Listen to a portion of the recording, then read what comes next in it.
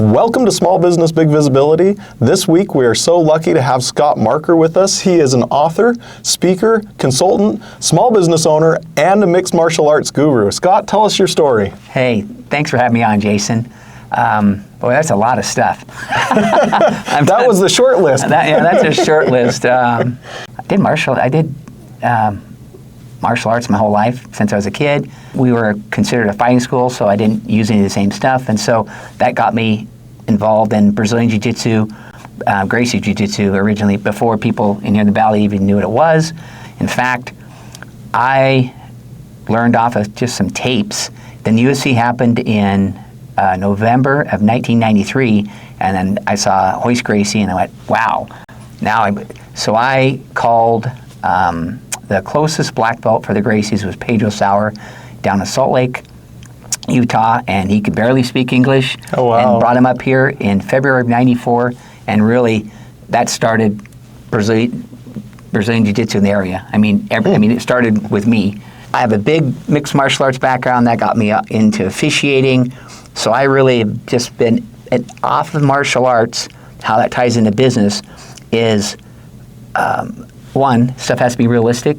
And a lot of times on sales, people have all this, raw stuff, and it really doesn't work very well. Right. It's kind of like some of the stuff I did in tournaments to win trophies, but I never use that stuff in the real fight. Yeah, you're not worrying about form when they're punching your face, right? Yeah, exactly. Right. So it's kind of the realism part always, and then the teaching part too is that Ed Parker, when he was alive, I did Kempo karate, got a black belt under that, and he was religious, and I think that's what really made him do it, how he taught so good, was he used analogies and metaphors a lot to explain concepts and stuff like that, and then he named techniques, and then that all came into me and when you're educating people on new items and new stuff in business or the martial arts, using analogies and metaphors and to explain things really make it easy. I would say you kind of paint pictures in people's minds. Sure. Now, you also have written 2 books. What information were you trying to convey to people when you were writing those books? Yeah, I wrote 2 books. The first one was in 2009, and then my second one was in 2023. I got into sales, right out of school. Was in Warner Lambert.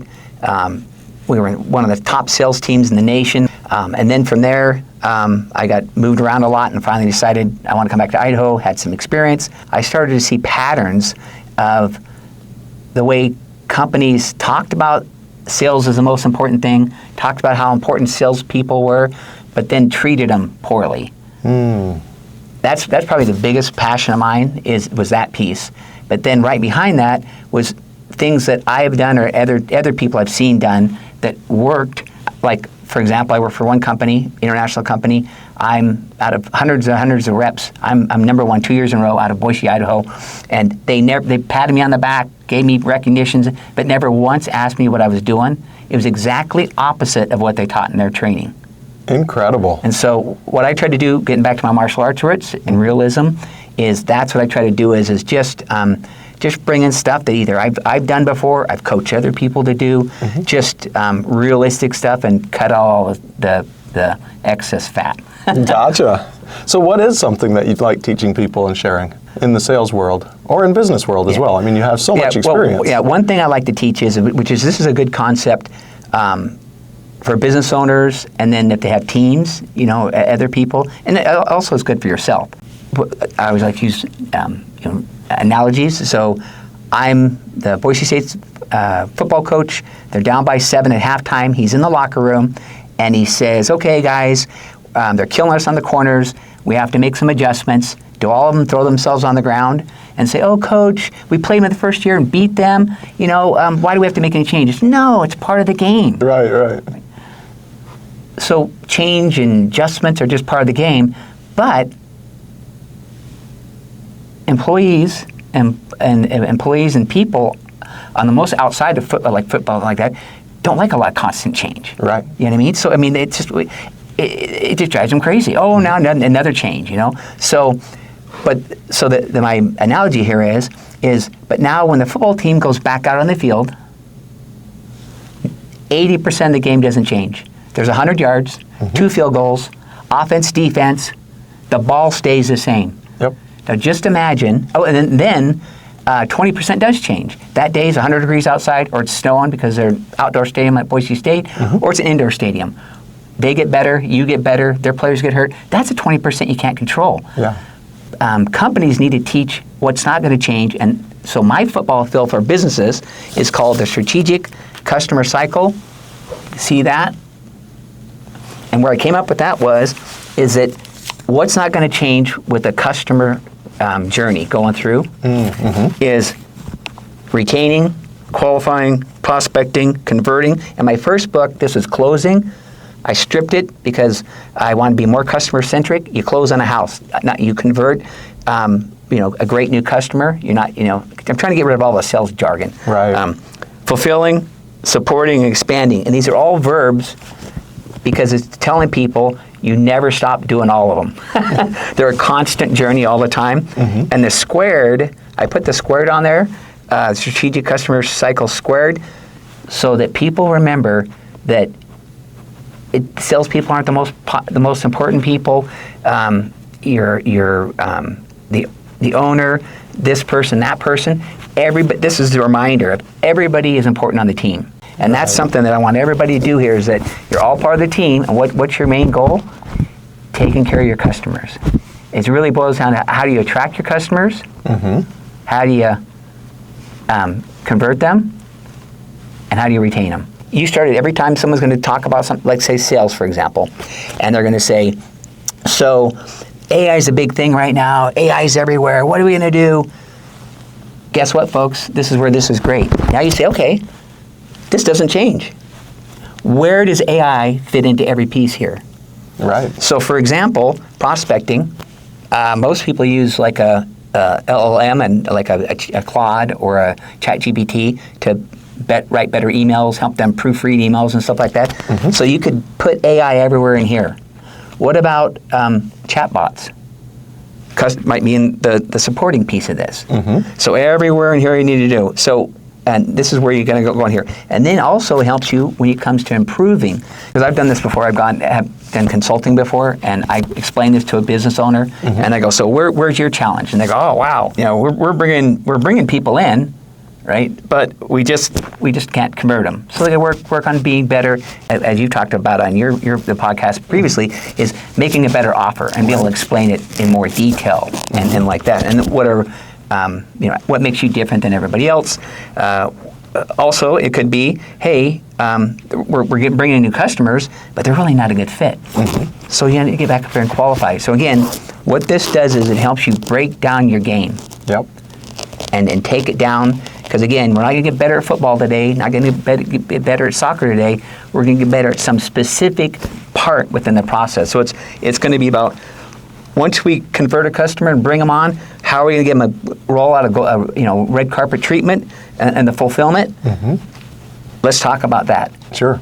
So anyway, there's one big thing I like right there. So I hope that helps some people out. Oh, I think that's amazing because so many business owners are told by all these experts, oh, the world's changing, oh, the world's changing, oh, the world's changing. But business, for all it changes, humans don't. Yeah. Humans are still humans. People are still people. And the same thing when you're building a house. It doesn't matter if the house is small or huge. You still use the same framework, the same principles, the same foundation. You have to do those same things. And successful businesses are good at those things that you've identified in your strategic customer cycle. And without that, people, just the other day, for example, I had someone that came up and they said, oh, I need more customers. And we started talking. And after we got through it, she said, actually, if I got another customer, I don't think I could even help them. I'm so busy. And so by breaking it down like you have, you can really help people recognize where the weak points are. And I think that's a game changer for many small business owners. And again, why this is so powerful is if you can get everybody in the company talking the same language, this language right here, it makes it easier. Because then it's like, hey, today we're going to talk about we're having some challenges in our supporting.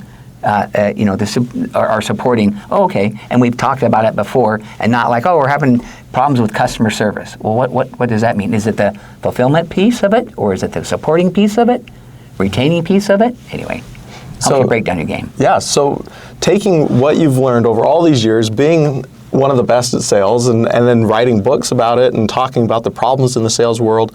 What do you think a small business owner should be doing for sales, and how should they structure their company to be successful in sales? Boy, that's a big question. At first, if you're your solopreneur, at first like that, before you're scaling up, you're the E-Myth, you're all those hats. So everyone, I don't want to be a salesperson. Well, and again, you don't really, and that's another whole thing, is that why do salespeople have a bad reputation? It's because the KPIs, compensation, and goals have nothing to do with the customer success. Right. So anyway, so that's kind of a side note, but so true selling. Well, you say that's a side note, but I don't think it is. I think that's the crux of the whole issue, isn't it? It's the big problem, and that's the reason why a lot of times solopreneurs don't want to say that, I'm doing sales, I don't want to do sales. Well, it's because of those. If you look at selling as helping and consulting and education, right, and you have the best heart, their best mind, that's what you do. So when you're first starting out a business, in the sales things, you are the salesperson, so you better get out there, be meeting other people, Sure. Do a lot of networking, try to meet other like-minded people that are in the area that are super connected and helping out and getting your face out, because you can't. And I run into this a lot. Is business owners are saying they're having trouble getting business, and it's like, well, I got a website, okay. I got a Google business page. Okay, that's one piece of the puzzle. Right. For prospecting, you need to get out there and get known. And so that's the first piece of it, is get out there and get known. And they're doing a lot of networking. And then the next step is let's say if you're going to bring on a salesperson, is wait till you can afford to do one, because I'm against 100% salespeople. The commission? Yeah. Now, there's certain professions, mortgage brokers and stuff, you can't get really around it. Sure. But anyway, you should really give somebody a decent base, what they should have, and then pay them like other people in the company, because the average salesperson right now is 1.5 years. 14 months. It's been that way for in their job. In their job. Yeah. Yeah. So a year and a half in their job max. Max, right? Yeah. So how can you become an industry expert? Right? If you're a business owner, I want my sales professional to be a professional and be an expert in the field. To be an expert in the field, it'd be nice to say, "Oh yeah, Sue, she's been with us for 6 years. I guarantee you, she's going to know her stuff." You know what I mean? So anyway, bring on somebody and have a different mindset that, hey, this person's going to be part of the team, just like everybody else in the team, and if other people in the team have average tenures of 8 years and stuff, why not your salesperson too? So I think that's what people need to do. Is first thing is when you're scaling up your business, you need to get out yourself and beat the bushes. Right. Get your name out there. Make sure that you have a good website, SEO. That's your type of stuff.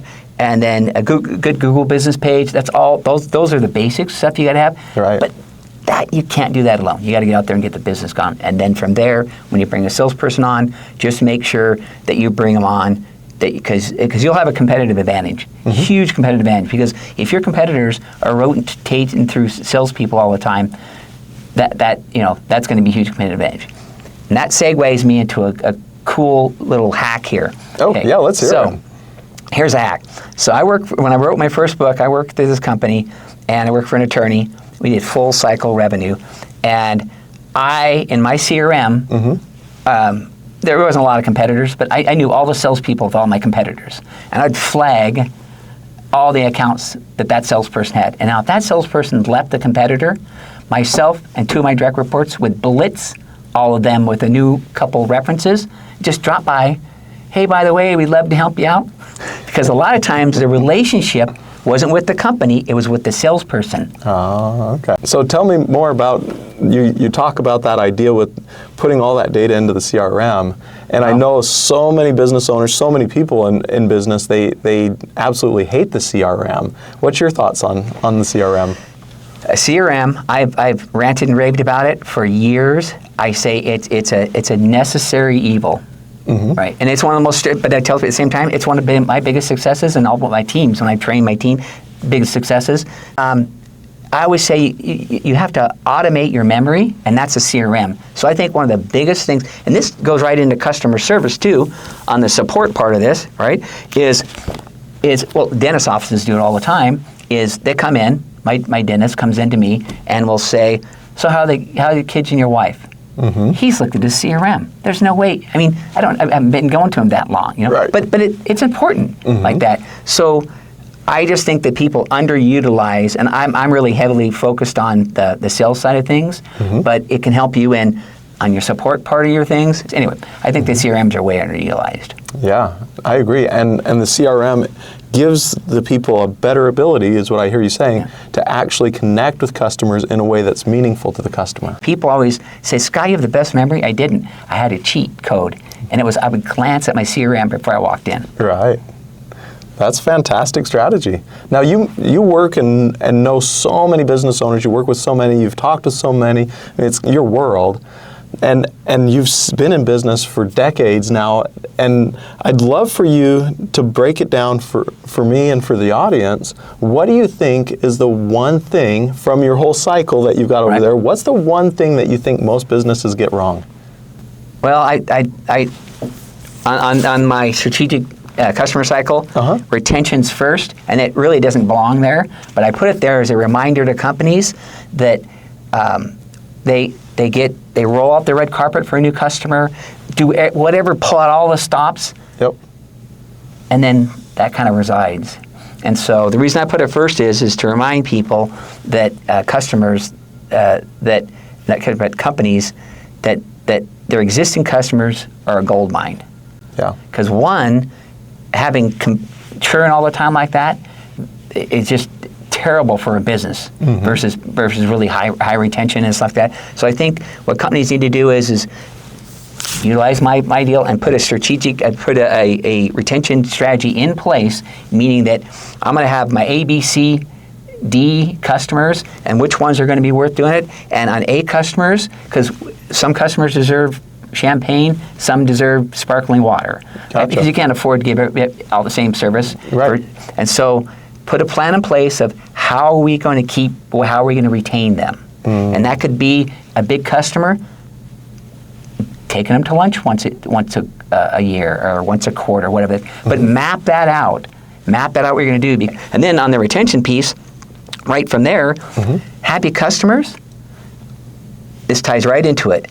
Most of your happy customers, if you have multiple services, right, they may come on and take 2 of your services, but a month later, they might not remember you said you did this, this, and this, and this. So you got to do CCE, Continued Customer Education. And that's the expanding part of it is you're continually educating your existing customers on what you do. If you have something new, make sure you get it out there. Retaining your customers and taking care of them and continuing educating them. There's the big ones. That's really tough. That's a big job for these small businesses if they haven't been thinking that way to begin with, to shift. Because what I love most about the way that you do business and that you recommend people do business is you say, rather than being the sell them and then you lose the customer because you can't fulfill or you don't take care of them, your whole model is let's revamp the way people do business so that it's customer focused, right? And you focus on that customer, their needs, how you can fulfill those needs, and if it's not a good fit, you let that customer know that, hey, we're not the best fit for this one particular thing, but we are really good for these others. And I think that changes the whole paradigm for everyone in a company. It does. And again, as your company scales, this whole culture of customer-centric culture and the way you're thinking about it, it just rubs off onto people. And it also makes people not be salesy. You know what I mean? Right. Because they're really trying to do what's best for the customer. Yep. Versus, what's best for the dollar. So, Scott, how do you balance the work-family life? Understands the challenge, and then block out time. And like me at the dinner table, my family, no one has some days we do, but some days like no mobile phones, nothing on the table, and a focus on that. And that helps me I believe in this, happy wife, happy life. Happy kids, happy. Anyway, so don't forget them. It's a challenge. I mean, it is. I mean, I work at it all the time, but it's one of those things where you got to keep working at it and remind yourself that, hey, I can't, I got to remind myself that I have a duty to my family. Right. And that's one of the interesting points, though, as well as when that is going well and there is that healthy balance, it shines through on the work side, too, right? And that's what I was trying to say. That's exactly it too. Is because if things are going along at home and stuff like that, life's just a lot easier, and you're a lot better in business and stuff. And it's the one less thing you have to worry about versus you're having challenges at home and challenges at work. It's just now, So if I could ask you another question, what is the biggest mindset shift that you think people should experience when they're trying to move from that idea of I'm just starting a business or I'm thinking about starting a business to running a successful business? What do they need to think differently? How do they change their approach in life? Yeah, in the business, I listen to podcasts like this.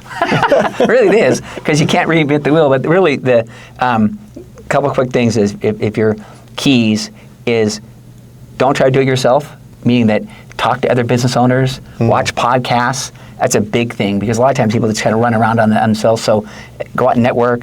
And then this is where it's an advantage for, I think, a person with kind of a sales mindset. And the thing is that a lot of times it's easy to, as a business, I'm talking about when you're first starting, all the time, but when you're first starting out, is that you can get distracted easily and, look at TikTok for a half hour. Right. Get caught up on that when you should be, hey. So it really is CGA's, customer generating activities.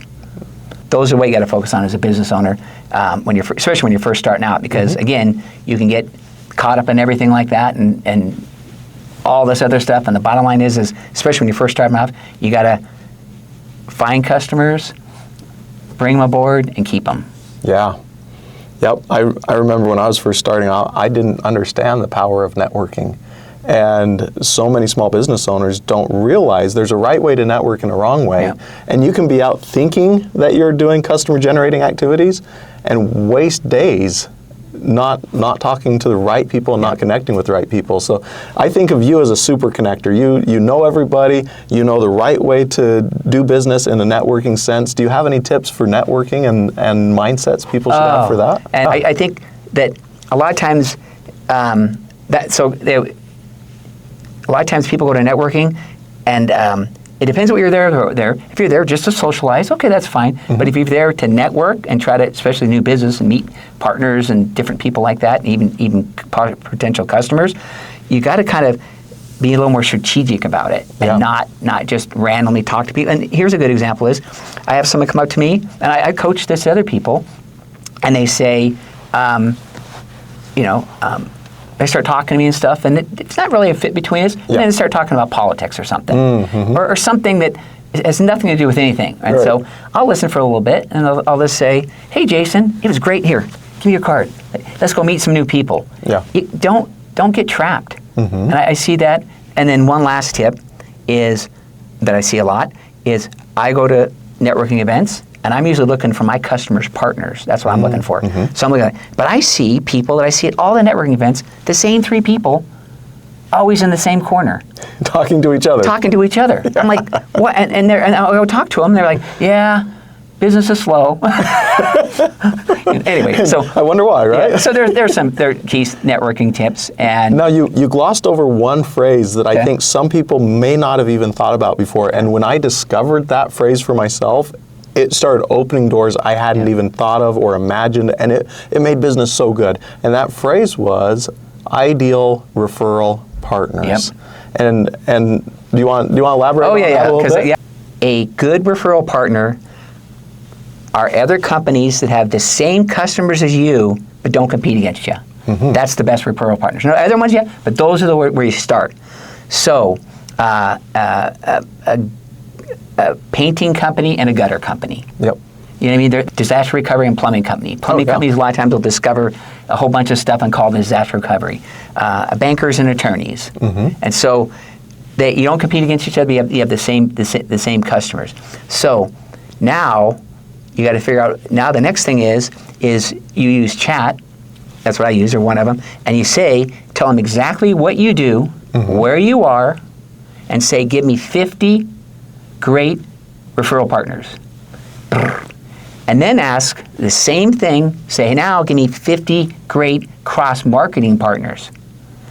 And the exercise is that not all 50, you'll probably get 2, 3, but is to glance down that list, and any ones you haven't thought of before, circle them, and also ask why would they be a good one, and even give you a script of why you guys would be good. And this kind of sums all up. Great referral partners send your perfect clients to you. Pre-vetted. I continually help other companies to focus on that, because at a networking event, for example, I could bump into a customer. Okay, that's one customer. I would take a referral partner any day. Yep. Because that referral partner could give me 10 customers. Absolutely, yeah. Now, if I could transition in a big way, a lot of our businesses are in different stages. Now, if I could transition a little bit from that, a lot of our listeners are in various stages of life and various stages of the business cycle. And there's always a few that are probably down on themselves a little bit. Business hasn't been going well. They're still struggling through.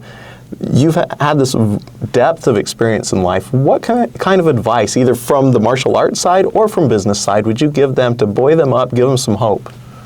Man, I tell you, if you're starting a business, there's even existing businesses, but especially starting a new business, there's always going to be challenges. And it's just one of those things. Tell yourself it is going to be challenging, but you're not alone. And try to get other people to help you out. And then also, don't be so tough on yourself.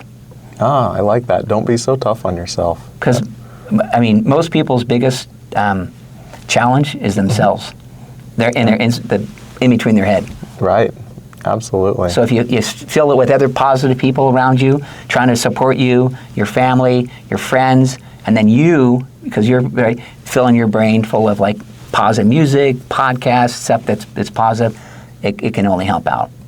I like it. Thank you for sharing that. Yeah. Now, you've mentioned your books a few times. I've mentioned them, but we've never mentioned the title. Do you want to tell people a little bit where they can find them, what the titles are? Yeah, I got 2 books. My first book is kind of older, has some great ideas and stuff. It's a little dated, but it's really, let's get it on, realistic strategies for winning the sales game. It's a lot of, at that time I was doing a lot of outbound. So there's a lot of outbound analogies and stories and stuff in that book. It's on Amazon and Kindle and hard copy. And then Broken, how to fix B2B sales, drive profitable growth, and win. It's also on Amazon. And my second book is more, it's focused on changing sales to be customer-centric, the KPI, the whole company actually. So it's actually a go-to-market book. My second one is more of a go-to-market with a heavy emphasis on sales. And then it's a whole go-to-market, a lot of what I've talked about, but how do you get your whole company rowing in the same direction and rooting for the customers. The first book's really written for salespeople. The second book is written for business owners so that they can readjust the way they think about sales and the whole business. The second one would help salespeople, but the first one is more specifically about sales. And how would people find you and contact you if they want to connect? The best way to connect with me is on LinkedIn. Just like I said, I have Scott Marker, I have glasses, same shirt will be on there and stuff. And just reach out to me and make sure you mention that I was on Jason's podcast, and then we'll connect. Well, thank you so much for sharing all your knowledge, wisdom, and experience with our listeners today. I really appreciate it. It was an honor, Jason. Yeah, thank you. Thank you so much for listening to another episode of Small Business Big Visibility. Love it if you'd share this podcast with others who would be inspired by Scott's experience and stories, and be sure to subscribe so you never miss another episode.